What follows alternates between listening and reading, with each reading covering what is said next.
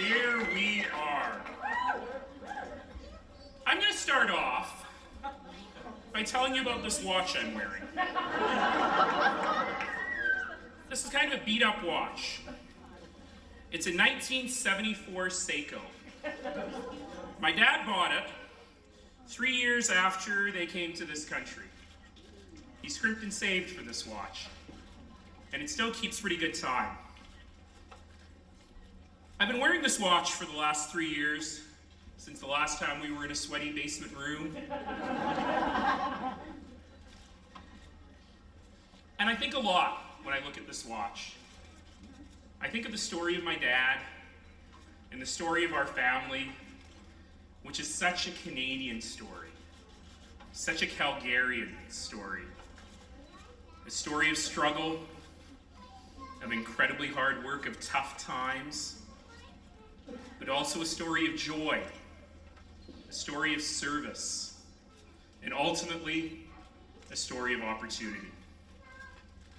3 years ago, I stood here and I talked about how Calgary is a place of boundless opportunity, of how the promise of our community is that simple promise that every single kid in every single corner of the community, regardless of what they look like or where they came from or how they worship or whom they love, that every single kid in every single corner of this community has the opportunity right here to live a great Canadian life.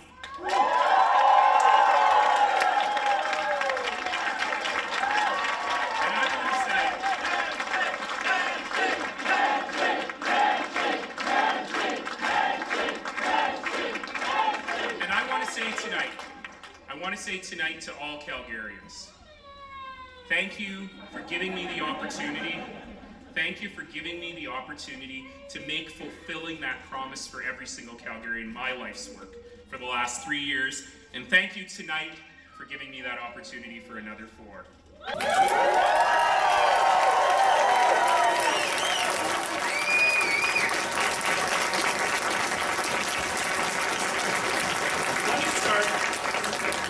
Let me start by saying thank you to every single person across this great province, every single person who put their name forward, the 9 women and men who put their name forward for mayor, for city councillor, for trustee.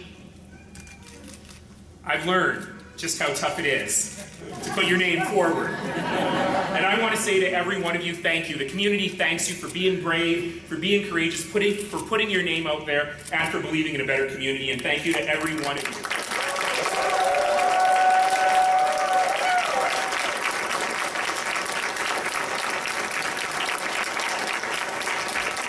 Now, many of you are still waiting to hear whether you won or not, but for those of you who did win tonight, I want to say congratulations. We have a lot of work to do together throughout this province, and I look forward to working with every one of you to make this city and this province even better. I also want to give a special thank you to the families of all of the candidates. I've learned over the last 3 years how tough it is to be the family of not just a candidate, to be the family of a politician. It can be very, very rough, and I know I speak for every one of us who choose lives in politics and in public life when I say we would never be able to do it without our families. And I gotta say, tonight I've got with me my ginormous family. And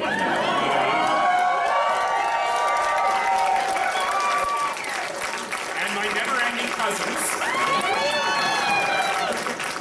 And we've been through a lot this year. We've been through an enormous amount in the last year, not just with the loss of my dad, but with the ups and downs of public life. And I want to say a particular thank you to my mom who's here tonight, as well as my nieces, Asha and Sophia, my brother-in-law, Al-Nur, and this one over here. My sister, who is my biggest cheerleader, my biggest fan, still fights for me like on the schoolyard, and promises she's going to take a break from Twitter. But you know what? We were reminded of something this summer. And what we were reminded of in this summer that none of us are ever going to forget, is the extraordinary nature of the people that live in this place. of the extraordinary nature of citizens who give their all, who give their hands and their hearts and their souls and their minds to help their neighbors every single day. And I want to say in particular to every single volunteer who worked on every single campaign, every single door knocker, every single sign waver, every single phone caller, every single social media web designer, every single one of you. Every single one of you, I want to say you're displaying the very best of citizenship by making your voice heard, and I want to say thank you for the conversation you started and for your passion in making our city better.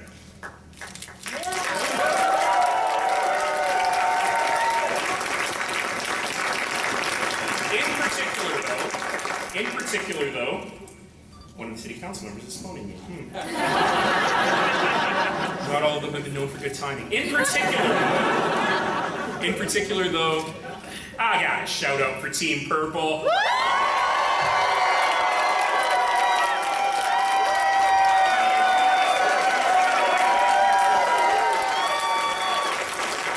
So, to Team Purple and all the other teams out there, I gotta tell you something. I know you're exhausted. I feel you. Many of you are happy to have a rest tomorrow. I will remind you that City of Calgary bylaws require all the signs to be clear within 36 hours, so your rest is not there quite yet. But I do have a message for you. Well, I hope you get some sleep tonight. My message for you is don't stop. Don't stop caring about your city as much as you do right now. Don't stop giving of your heart and your hands to make this community better. We need you. Calgary needs you. We need your skill and we need your compassion. So don't stop giving all you can. Your fellow Calgarians are depending on you. They always have.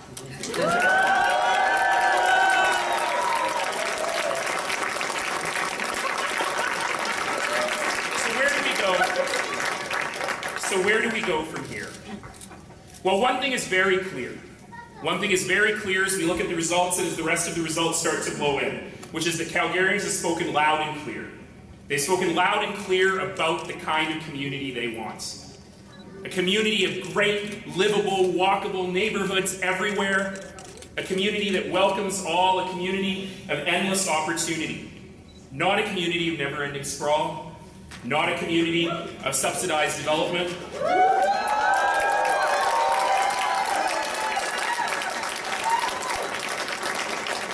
But a community about more choices for more people and more neighborhoods everywhere. And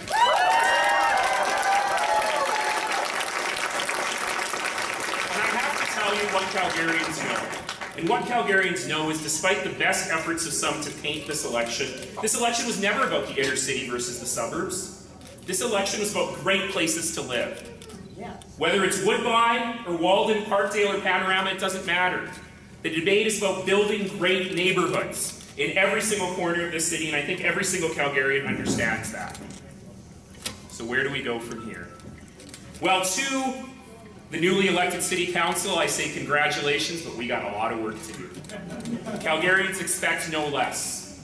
Calgarians expect every single one of us to work for citizens every single day. And as we do that with a clear mandate from Calgarians to work on even better transportation.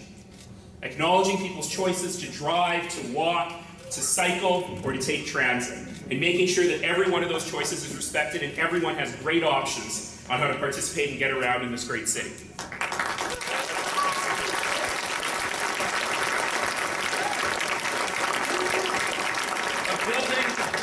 Of building even better community. Of investing in the things that make life worth living. This council will get the opportunity to cut the ribbon on 4 new rec centers, on 3 new libraries, including a massive, beautiful new central library, and will invest in parks and public spaces and the things that make life worth living. And we will also recommit ourselves to implementing the Calgary Poverty Reduction Strategy, making sure that every single Calgarian has the opportunity.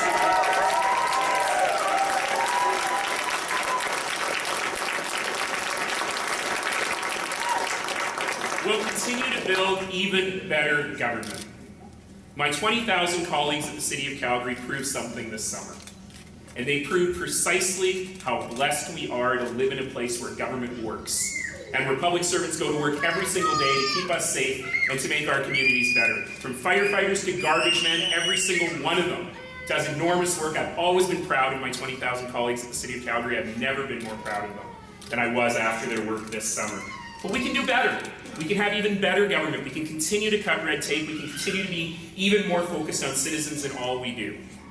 And let me say today, a special congratulations to the newly elected Mayor of Edmonton, Don Iveson.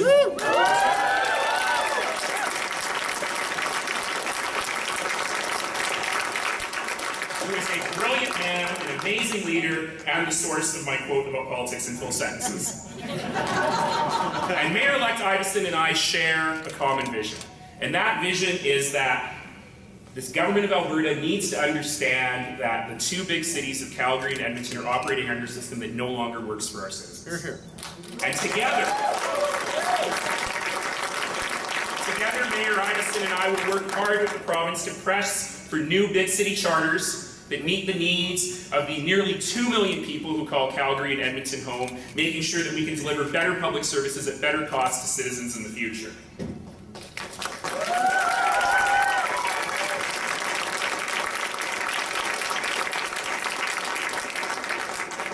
So it's typical to end an election night speech with the phrase, "Let's get to work."